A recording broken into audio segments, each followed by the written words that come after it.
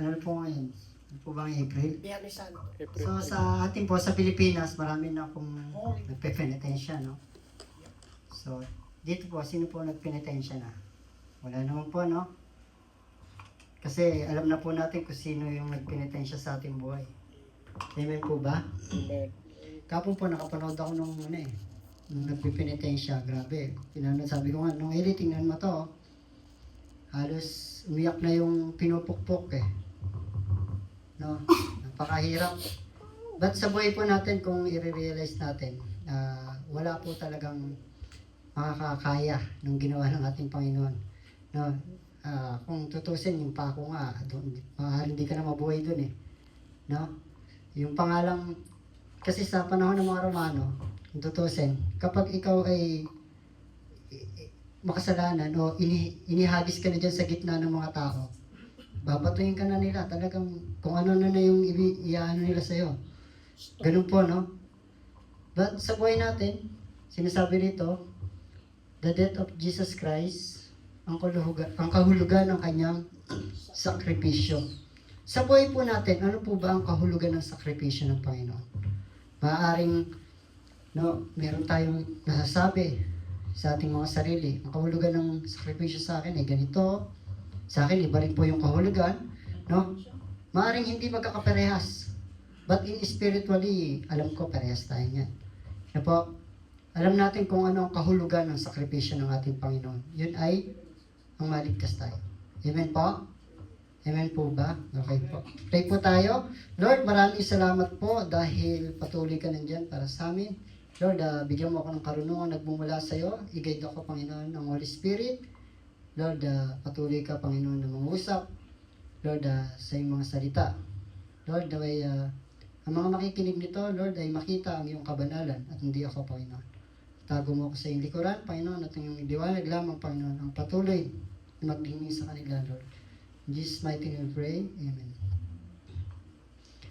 Sabi rito, ayan, sa introduction, ang pagkamatay ni Kristo ay isa sa pinakamahalagang kasaysayan ng Kristyanismo.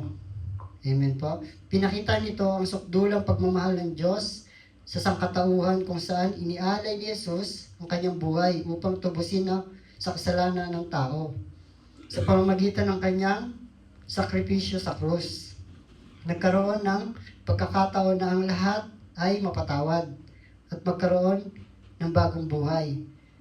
Ang nangyaring ito ay hindi lamang simbolo ng paghihirap, kundi pati rin ng pag-asa, kaligtasan at walang hanggang pagmamahal ng Diyos. Amen po? Naintindihan po ba natin yan? No? Nakalagay doon, pagmamahal, sakripisyo. So, ganun ang pinapakita ng Diyos kung paano siya nagsakripisyo sa atin. So, sabi rito, uli, the death of Jesus Christ, ang kahulugan ng kanyang sakripisyo. May mga rito, mga ano lang po ito, halimbawa, pero hindi po ito ang lahat. Mga halimbawa lang po ito, mga symbolic lang po. Sugat, maraming sugat na natamo ang ating Panginoon. Example, yung sa kamay niya, sa likod niya, sa ulo, sa tagiliran. Napakadami, no? Kayo po, ano po ba ang sugat na naramdaman niyo nung kayo'y mananampalataya na? Pag-iisip. Kalimitan po, isipan, no? Mental, no? Emotional, no? Ganun po, no? But in physical, wala pa naman po siguro, no? But in spiritual, marami po. Sigurado po yan, maraming battle. No? Napakahirap po nun. Mas masakit po ba yan? Sa tingin nyo? Kapag mentality na, yung mental na po o emotional mangyayari. Napakasakit po, di ba po? Di ba po? Eh, yung naramdaman ng Panginoon, physical at mental yun. Na po? So, sa atin, hindi pa natin naramdaman yung physical. Pero masakit na sa atin yung sa isipan. Amen po? Sabi dito, sugat, dugo, koronang tinik, pako at krus. Hindi po natin lalahatin yan. Mabibigyan lang po ako ng mga halimbawa. Mga ilan lang po. Unahin po natin. Sabi rito sa 1 Pedro 2 verse 24. Ano po sabi? Dinala niya ang ating mga kasalanan sa kanyang sariling katawan, sa krus, upang tayo'y mamatay sa kasalanan at mabuhay para sa katuwiran sa kanyang mga sugat. Kayo ay gumaling. Amen. Gumaling na po ba tayo? Amen po, no? Dapat magaling na tayo spiritually. Amen po. Siguro yung iba, yung process pa. No? But ang gusto ng Diyos ay gumaling tayo. Amen po. Ito po yung sabi rito sa wound. Sugat na. Sa kamay po. Yung sugat sa kamay ng Panginoon. Amen. Ayan po. Sabi, every wound had a meaning. So, lahat ng sugat may meaning. But, tingnan lang po natin yung halimbawa sa kamay. Yung butas po sa kamay ng Panginoon. John 20:27, sinabi dito na ipinakita ni Yesu Cristo kay Tomas ang kanyang mga kamay na may sugat. So, may ebidensya po, no? Nakita po natin yon. May ebidensya. Hindi, ayan po, pinagtatalunan po, no? Kung dito po ba o dito. Pero sabi po rito saan po? Sa John 20:27. Sa kamay. Ito po, kamay po. No, ito po ang kamay natin. So, kasi kapag dito po, baka tamaan yung, natin yung pulso, no? Kasi laki ng pako nun. Malalaki talaga yung pako. Kasi tinignan ko sa Google kung gaano kalaki yung pako. 5 inches yata. Tapos matataba.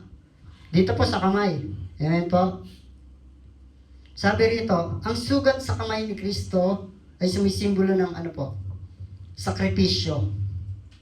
Amen po. Number 1. Tiniis niya ang paghihirap para sa tao. Amen po doon. Pagmamahal. Ayan po yung mga halimbawa. Ipinakita niya ang tunay na pag-ibig. Sabi nga po sa John 3:16. Pananampalataya. Ito po ang gusto ng Panginoon sa atin. Kailangan meron tayo nito. Paalaala na maniwala ka kahit hindi mo nakikita. No? Kasi po si Tomas, gusto niya ng ebidensya, no? Tinanong niya po yung Panginoon. Pinakita ng Panginoon yung kamay, dinudot.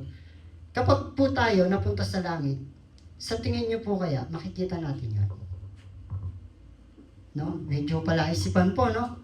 Kasi doon po lahat, spiritual no? Pero maaaring dito pa lang po, pinapakita na ng Panginoon yung butas niya sa kamay. Na po, minsan niya nararamdaman na natin yung butas ng Panginoon. Napakalalim. Na po, kapag ang isang mananampalataya ay nasusugatan, hindi lang sa kamay, no, spiritually, nararamdaman niya po kung paano kumikilos ang Panginoon sa buhay niya. Na po, ano man po yung dinadanas natin kapag binabattle tayo ng kaaway, emotionally. But, nandun ang Panginoon. Na po, tinatouch niya tayo, anak. Ito yung kamay ko. No, nagkabutas yan. Hindi para sa akin, kundi para sa iyo. Diba po, pinako. Kapag ako po, minsan naalala ko, naiisip ko ang Panginoon kung paano nagsakripisyo. Ano man yung mga sugat na naramdaman ng Panginoon, napakahirap talaga. Hindi ko maano sa isip ko kung gaano kahirap. No? Lalo kapag napanood yung Passion of the Christ. Maaari na gano'n na talaga. O maaring mas malala pa. No? Kaya niyo naman kapag kinampas ng talaga sumasama yung laman. Doon po, doon pa nga tusukin ka sa tagiliran, talagang hindi ka na bubuhayin. Kasi ako po, naranasan ko sinaksak. No? Pero taplis lang, pero masakit. Pero nandun yung takot. Di ba po? Amen. So ulitin po natin, sakripisyo, pagmamahal at pananampalataya. Yan po ang gustong ipaalala sa atin ng Panginoon. Symbolic. Mga simbolo po. Ikalawa, sabi rito, every drop of blood had a meaning. So, dugo po. Ang dugo ng Panginoon. Sabi rito, Hebreo 9:22. At ayon sa kautusan, ay halos masabi kong lahat ng mga bagay ay nilinis ng dugo. At maliban na sa pagkabuhos ng dugo, ay walang kapatawaran. So, kung wala pong nabuhos na dugo, walang dugo na dumanak sa ating Panginoon, na wala pong paglilinis sa atin. Amen po. Kahit anong hingi natin ng tawad sa ating Diyos Ama, hindi po tayo malilinis. Dahil ang ating Diyos na Panginoong Hesus lamang ang tagapamagitan sa ating mga kasalanan. No po, siya yung naglinis nun, yung kanyang dugo. Yun yung ebidensya kung bakit kita patatawarin. Tatanin ka ng Diyos. Anong ebidensya mo? Ang dugo ng Panginoon. Di ba po? Ang dugo ng ating Panginoon. Ang dugo ni Kristo ay simbolo ng kaligtasan. Amen po. Kayo po ba, may dugo na ba kayo ng Panginoon? Amen. Dapat mayroon po. Kasi kung dugo lang po ng nanay at tatay niya, baka ibang ano na po yan. Dahil sa kanyang dugo, napatawad ang kasalanan. Pagmamahal. Isa po sa mga simbolo ng dugo. Pinakita niya ang sukdulang pag-ibig sa tao. Pagmamahal na naman po, pag-ibig. Paglilinis. Yan nga po yung sinasabi ko sa inyo, ay paglilinis. Nililinis ito ang kasalanan ng mga nananampalataya. So dahil po sa dugo ng Panginoon, tayo po ay malinis na. Ang kinin po natin yun. No? Hindi dahil sa aking sarili ako'y malinis, hindi po. No, dahil sa dugo ng Panginoon yan. Amen po. The crown. Ito po, ano na to, medyo ano na po ito material na tinusok sa ating Panginoon. Sabi rito, Matthew 27:29, at isinuksok nila sa kanyang ulo ang isang korona na gawa sa tinik at inilagay sa kanyang kanan ang isang pamalo. At sila'y yumuko sa kanya nagsasabi, mabuhay ang hari ng mga Hudyo. So, ano po ba yung simbolo ng corona? Halimbawa lang po ito, hindi po ito yung, maraming simbolo. Tingnan po natin, ano po ba yung mga simbolo? Ito ay simbolo ng paghihirap. No? Yung nilagay na tinik sa ulo ng ating Panginoon ay napakahirap kung ilalagay sa atin. No, hindi tayo makakagalaw. Masakit sa ulo. Yun nga lang, sakit sa ulo, masakit na Lalo pa yung meron kang koronang tinik. Di ba po? Nung isa pumunta kaming Taif, meron dong puno. Hindi ko alam kung anong puno yun. Pero napakaraming tinik. Yung kanyang ugat, napakarami pong tinik. Sabi ko, ito kaya yung tinusok sa ulo ng Panginoon. No? Parang, basta maliliit lang siya, pero marami siyang tinik na may ugat. Yung ugat, maraming tinik. Ano po? Kaya sabi ko, dahil nasa Saudi Arabia ako, talagang naniniwala ako. Naniniwala talaga ako. Dito ay pinakikita ang sakit ng kanyang tiniis. So napakasakit, tiniis ng Panginoon yun. Pangungutya. Yung sinasabi ko nga pa sa inyo, ang Panginoon ay talagang kinutya. Halos hindi na siya kinilalang guro nung panahon na yon. Kasi lahat naman halos yun nakakinig ng kanyang mga pangangaral. Pero pagdating sa panahon na gano'n, nawawala ang isip ng tao na nag-iiba. So doon mo lang mapapatunayan kung ano talaga yung tunay na mananampalataya. Sino ang tunay na mananampalataya? Sakripisyo. Sakripisyo na naman po. No? Yan nga po yung ilan sa mga simbolo ng kanyang koronang tinig. Sakripisyo pa rin. So, lagi pong sinasabi sa atin yung pagsasakripisyo ng ating Panginoon. So, sa ating pong buhay, dapat maalala natin kung paano nagsakripisyo ang Panginoon. Sa tuwing tayo ay makakaramdam ng kabigatan, so, kailangan maalala din natin ang ating Panginoon na nagsakripisyo sa atin. Amen po. Conclusion na po. Sabi rito, pinakita ng sugat, dugo at tinik na korona ng Panginoong Hesukristo ang kanyang matinding paghihirap. Ngunit higit sa lahat, ang kanyang dakilang pagmamahal at sakripisyo para sa kaligtasan ng sangkatauhan. Sabi po sa Isaiah 53 verse 5, ngunit siya ay nasugatan dahil sa ating mga kasamaan. Siya ay pinahirapan dahil sa ating mga kalikuan. Amen po. Ang parusa ay nasa kanya upang tayo ay magkaroon ng kapayapaan. At sa kanyang mga sugat, tayo ay gumaling. Ayun naman po yung paggaling. No? Ang Panginoon po, lahat ng sugat niya, kapalit niyan, kagalingan natin. Amen po. Lagi po natin unawain na anumang sakit na nararamdaman natin, pinapagaling tayo ng Panginoon. Amen po. Ang mga bagay tulad ng sugat sa kamay, dugo at tinik na korona ni Jesus Cristo ay may malalim na kahulugan sa Biblia. Sugat sa kamay ni Kristo, simbolo ng sakripisyo at pagmamahal. Bali-recap na lang po ito. Dugo ni Kristo, simbolo ng kaligtasan at kapatawaran ng kasalanan. tinik na corona, simbolo ng paghihirap at pangungutya sa kanyang bilang hari. So, naintindihan po ba natin yon, yung mga simbolong yon? Hindi ko na po sinama yung pako at yung krus. Dahil alam ko po na madadaanan ito. May tuturo po ito sa inyo ng ating mga pastor. Amen po. Para sa inyo, tanong lang po, para sa inyo, ang kahulugan ng kamatayan niya. Para sa inyo, ano ang kahulugan? No? Tayo pong nakakaalam niya, ano po ang kahulugan ng kamatayan ng ating Panginoong Hesus. Marami pong kahulugan. Iba po ang kahulugan sa akin, iba po ang kahulugan sa inyo. So, kayo po ang nakakaalam niyan. Amen po. But, ang pinaka-the best na malaman natin kung ba't namatay ang Panginoon ay magkaroon tayo ng buhay na walang hanggan. Maligtas tayo sa ating mga kasalanan. Amen po.